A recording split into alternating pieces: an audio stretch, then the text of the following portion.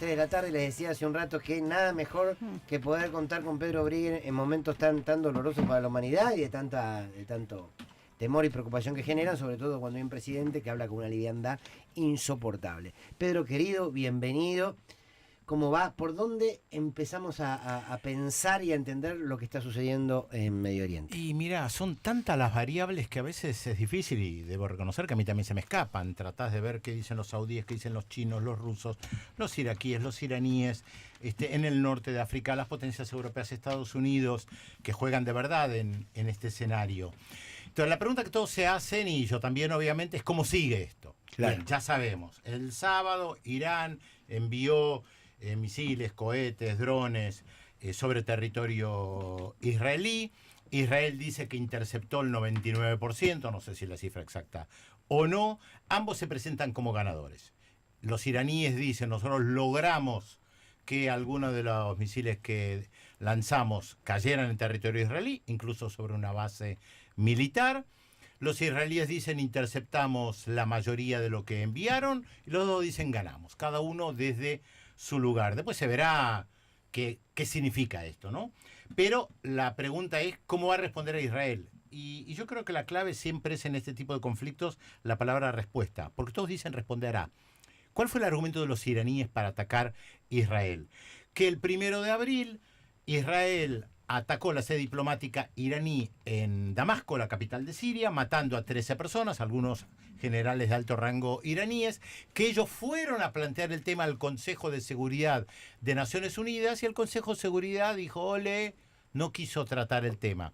De hecho, el representante oficial iraní dijo, si el Consejo de Seguridad hubiera tratado el tema y hubiera condenado lo que hizo Israel de atacar una sede diplomática, nosotros nos hubiéramos contenido.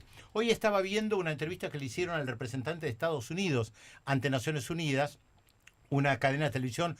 Le pregunta, bueno, ¿qué piensa de lo que dicen los iraníes? Y la respuesta, te la traduzco coloquialmente, me importa un rábano lo que dicen los iraníes. Lo que importa acá es que Israel fue atacada por Irán. ¿Cómo me importa un rábano lo que dicen iraníes? Los iraníes estuvieron planteando que les bombardearon una sede diplomática. Tuvimos varios días hablando de lo que pasó entre Ecuador y México porque violaron la embajada de México en Ecuador y la bombardearon. Bueno, esto es respuesta, según Israel, a diferentes ataques iraníes. Irán, que recordemos, tiene desde 1979 un enfrentamiento importante con Israel. Entonces es importante decirlo porque hay mucha gente, la verdad que se escuchan tantas cosas de gente que no sabe, que habla por hablar.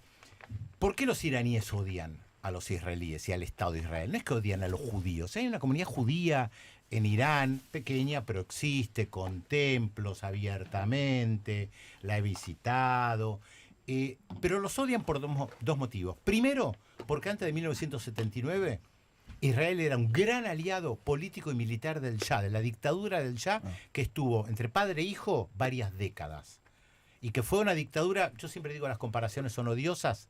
Una vez creo que Nora Cortiñas me criticó, Tati Almeida, por comparar lo que había sido el Shah de Irán. Videla era un nene de pecho comparado con el Shah de Irán, ¿eh? Y Israel era un aliado. ¿Por qué en Sudáfrica odian a Israel? Porque Israel fue un aliado fundamental del apartheid, claro, del régimen de los blancos. Claro. Recordemos que a Mandela en Estados Unidos le decían que era un terrorista, ¿eh? Después recibió el premio Nobel, lo liberaron, pero mientras estuvo el apartheid, Mandela era un terrorista. ¿Quién era un aliado principal del apartheid sudafricano? Israel. Ese es el primer elemento. El segundo tiene que ver con temas teológicos, religiosos, porque Israel controla la ciudad de Jerusalén y los iraníes, musulmanes, dicen que la tierra santa musulmana, los lugares sagrados del Islam, no tienen que estar bajo control de los judíos. Entonces mezclan las dos cosas respecto de Irán e Israel. Ahora, claro, ¿qué hará Israel? Cuando Israel empezó la invasión a la Franja de Gaza, en un momento Estados Unidos también le dijo que se contenga. Y el primer ministro Benjamín Netanyahu dijo algo que es importante de comprender. Dijo, a nosotros ni Estados Unidos ni el mundo nos va a decir lo que hacer. Nosotros vamos a hacer lo que consideremos conveniente.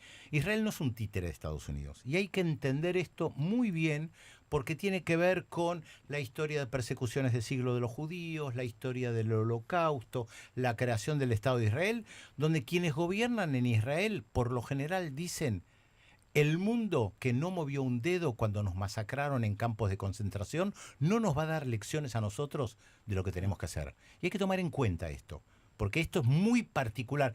Creo que no hay ningún otro Estado en el mundo que tenga esa visión, producto de su propia historia, y por eso hoy Estados Unidos le pide que se contenga. ¿Por qué Estados Unidos le pide que se contenga? Que es uno de los elementos fundamentales. Estados Unidos principalmente, el Reino Unido, Francia le están pidiendo. Los iraníes dicen: ya está, con eso está todo. Conténganse, no respondan frente a esto. Estados Unidos, actor fundamental en el Medio Oriente, actor fundamental en el mundo. Año electoral, en noviembre hay elecciones. Un paso en falso de Biden le puede costar la elección. Recordemos, la historia es importante, que en 1979, cuando fue la Revolución Islámica de Irán, 4 de noviembre de 1979, muchos estudiantes iraníes tomaron la embajada de los Estados Unidos. Hay una película que no sé si alguno de ustedes recuerda el nombre de la película, una película que recrea lo que pasó en la embajada en ese momento, una película estadounidense muy buena. Y Carter manda helicópteros para tratar de rescatar a las personas que están en la embajada. Los helicópteros, con muy mala fortuna, chocan entre sí, no logran salvar a la gente. Hay negociaciones que la CIA torpedea, porque en 1980 hay elecciones en Estados Unidos para que gane Reagan y para que pierda Carter. ¿Argo decís vos? Argo, exactamente. Buenísimo. Vale la pena verla. Bien. Por supuesto, es una visión norteamericana de lo que pasó dentro de la embajada, está claro, pero te retrata bastante. Y para Estados Unidos, el tema Irán es un tema complicado con idas y vueltas, más en un año electoral, y más tomando en cuenta el tema del petróleo. Porque Irán controla en gran medida lo que se llama el Golfo Pérsico o el Golfo Arábigo-Pérsico. No sale solamente el petróleo de Irán, sale el de Irak, el de Kuwait, de Arabia Saudita, el de Emiratos Árabes, el de Qatar. Por lo tanto, es una zona estratégica. Pregunta. ¿Puedo? Sí.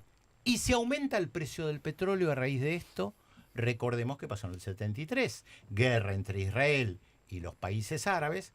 Arabia Saudita decreta un embargo sobre el tema del petróleo y el petróleo, que estaba en $3 sube a 12.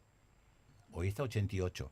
¿Vos te imaginás las consecuencias que puede tener para la economía mundial si el petróleo trepa? No digo que vaya a suceder, pero si esto escala, hay riesgo de que pasen muchas cosas que no puedas manejar.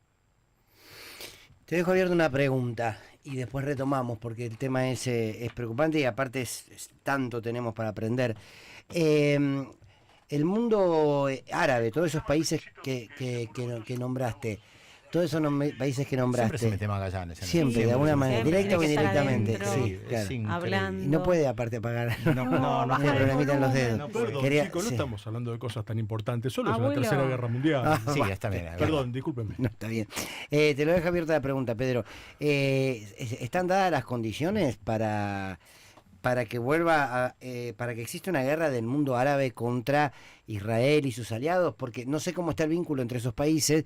Me llamó la atención por desconocimiento. Jordania está apoyando a Israel. ¿Las dos preguntas te las contesto ahora o después? Porque Si querés, la de Jordania ahora y la otra después, porque me parece que es más larga. La monarquía jordana tiene vínculos con Israel, pero más que nada con Estados Unidos. Entonces, la respuesta de Jordania de impedir que pasen misiles por su territorio, que no me queda claro qué pasó ahí, me voy a meter ahora, cuando hagamos una tanda, en la prensa jordana a ver qué dicen, responde más que nada a los vínculos con Estados Unidos. Claro. Bueno, muy bien, ahora lo seguimos en un ratito, porque de verdad que tenemos que conocer, tenemos que aprender de este tema para, de alguna manera, saber por dónde puede ir esta historia. Vos nos escuchás. Y nosotros a vos. Búscanos en redes.